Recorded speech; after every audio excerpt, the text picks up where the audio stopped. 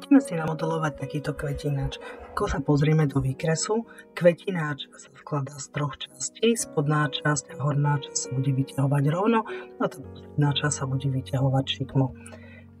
Kvetináč je priemeru kruhu, takže budeme mať spodný kruh, bude priemer 50 a potom postupne budeme vyťahovať podľa údajov, ktoré máme v tom náčrte. Prvé vyťahovanie je na 5, ďalšie je na 50 a ďalšie je na 10.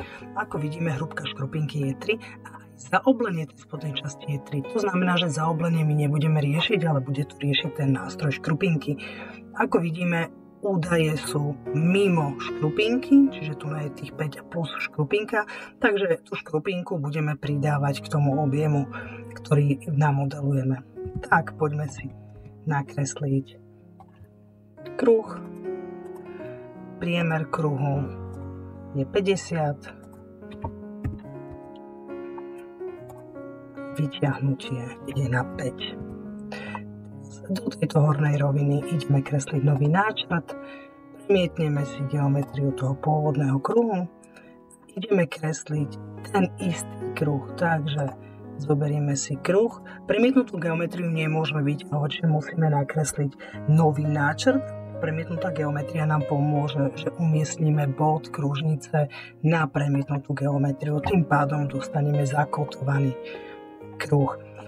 Ak sa pozrieme, výška vyťahnutia toho nového kruhu je na 50 a uhol odklonu od tej kolmice je 20. Takže dáme close, vyťahnutie na 50, uhol na 20. Na 20. No a potrebujeme posledné, čiže do tejto roviny ideme zase robiť náčrt, premietneme si geometriu. Keď sa pozrieme do nášho obrázka, vidíme, že táto horná časť je väčšia ako táto spodná, čiže budeme kresliť väčší kruh a ten väčší kruh bude s priemerom 100. Takže stred je stále rovnaký pre všetky kruhy, priemer nového kruhu je 100. Dávame close, dáme vytiahnuť, vytiahnutie máme na 10. Takže vytiahnutie na 10. V tomto momente máme urobený objem, ideme robiť škrupinku, takže klikneme do tejto hornej časti, vyberieme si thickness, hrúbka thickness je 3.